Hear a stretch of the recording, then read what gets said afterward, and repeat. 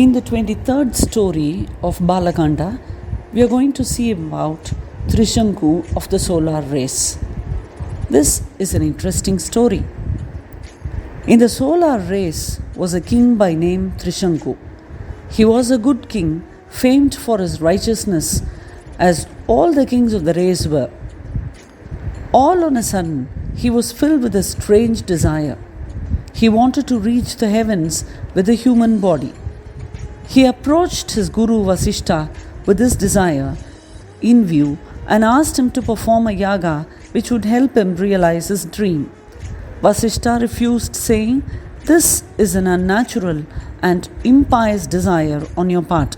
I cannot help you to reach the heavens with this body." Trishanku was sorely disappointed. He renounced his throne and travelled to the south. There he met sons of Vasishta and asked them to help him achieve the impossible.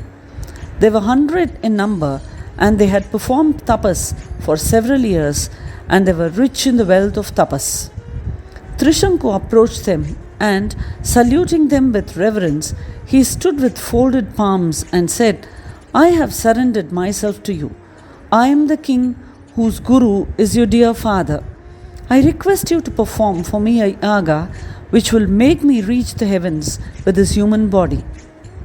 Guru Vasishta, the famous rishi, refused to help me and asked me to look for someone else to do it for me. I have no one else but the sons of my guru, and so I have come to you for help. Rich as you are with tapas, I beseech you to help me.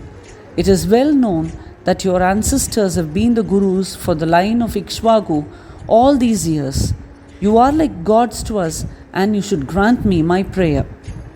The sons of Vasishta were very angry with the king. They said, "You are very stupid and also sinful. When our father has refused to perform a sacrifice, saying that it is against all dharma, how dare you approach us with the same request? Vasishta has been the Kulaguru for the line of kings ever since Ikshvaku, as you rightly observed, and this Vasishta has not approved your ambition. He has told you that it is not possible to do such a thing. How did you expect us to agree to do something which our father has not sanctioned? You are indeed childish in your desire. Go back to the city and resume your kingly duties. We are not prepared to insult our father by taking up your cause." The king was very unhappy at their reply. He said, "If my guru refuses to help me and his sons too, what am I going to do? I have only one course open to me. I will go in search of another guru who will grant me what I want." The sons of Vasishta were furious with him. They could not brook the insult to their father and to themselves. Therefore, they cursed him and said, "You will, from this moment, become a Chandala." Having cursed him, they returned to their ashrams. The unhappy king returned to the city with his heart filled with pain and disappointment. When the night had passed, the king found that he had become a Chandala. His clothes had turned black and his skin was black. His neck was adorned with flowers which were wild, and the ornaments of gold which he had been wearing had turned to crude ones of iron. When he entered the city, the people jeered at him, and they could not recognize him. Even his ministers were unable to believe him when he told them who he was. He was chased out of the city by the citizens, who made fun of his appearance. Trishanku thought for a while and decided that there was one rishi who would surely help him. He had heard so much about the intense tapas which Kaushika had performed and about his becoming a Rajarishi because of his tapas. Trishanku hurried toward the spot where Kaushika was and saw him absorbed in his tapas. The king stood by, and Kaushika felt someone standing near him and opened his eyes.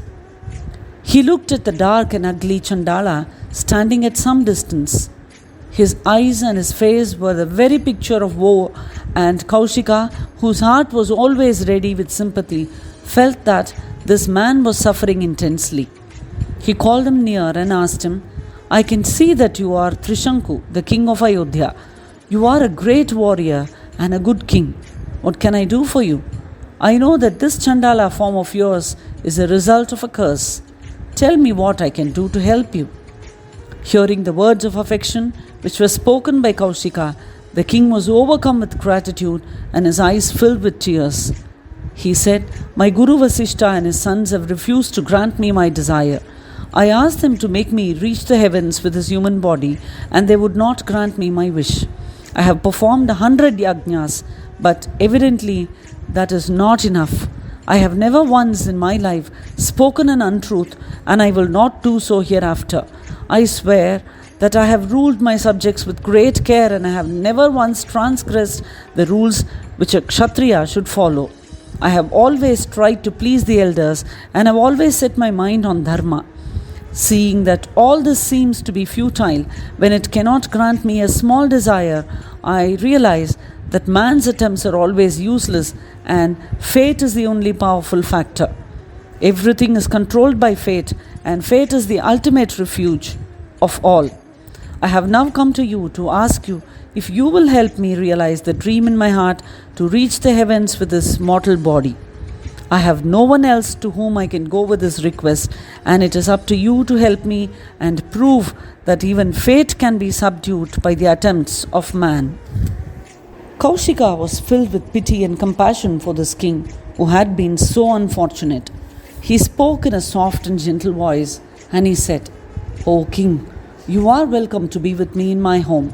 The world knows what a righteous monarch you are. I have decided to help you. Do not be afraid. I'll summon all the rishis and ask them to help me perform a yajna. With this Chandala form, with your Guru's curse has given you, with this form, I say, I will make you ascend the heavens. Kaushika has been approached as a refuge by you, and you cannot be sent back empty-handed. I will do what you want me to." Kaushika then instigated his sons to collect all that was necessary for the performance of a yajna. He summoned his disciples and said, "Go and ask all the rishis to come here at my request. Let them bring their entire ashrams with them." The disciples went to all the quarters to bring the many rishis. They came, all of them, except the sons of Vasishta and the father too. Vasishta's sons' words were very comical indeed. "A strange sight this yajna will be, with a Kshatriya to perform the yajna and with a Chandala as the object of the yajna. We wonder how the participants will react. The divine beings who have to receive their shares of the harvest at the hands of one who is not a Brahmin. They will have to eat the food touched by a Chandala and served by a Kshatriya, since Kaushika is not a Brahmin."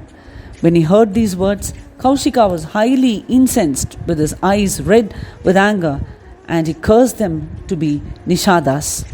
Kaushika then addressed the rishis who had come there at his request and said, "This is the king Trishanku, a descendant of Ikshvaku. He is a righteous king, famed in all the three worlds. He has come to me with a request. He wants to reach the heavens with this body. I have promised to help him, and I appeal to all of you to assist me in this attempt to help a good king." Hearing his words, the rishis said to themselves, "Kaushika is a man with a very strong and short temper. His anger is dangerous. If we do not assist him as he asks us to, he is sure to get angry, and we can never guess what he will do if his anger turns against us. It is better to help him perform the yajna." Kaushika was a yajaka, and the rishis were all willing to do the needful. The yajna proceeded in the proper manner. At the final stage, when the harvest was to be offered, Kaushika summoned the devas one by one to accept their shares, but not one of them came. Their disapproval of the yajna was obvious. Kaushika was furious at this insult, but he composed himself, and with his eyes blazing with anger and with his frame trembling with fury, he raised the shruva. Shruva is the spoon with which ghee is poured into the sacrificial fire. He raised the shruva aloft and said, "Look on the power of my tapas. I will raise this king to the heavens with his human body. I command you, Trishanku, rise in the air and reach the heavens with this human body of yours. If at all I have performed any tapas, I give the result of all that with this end in view, to raise you to the heavens. Rise, O king, and reach the heavens." Here we come to the end of 23rd story. I hope you enjoy this. Let's meet in the next one.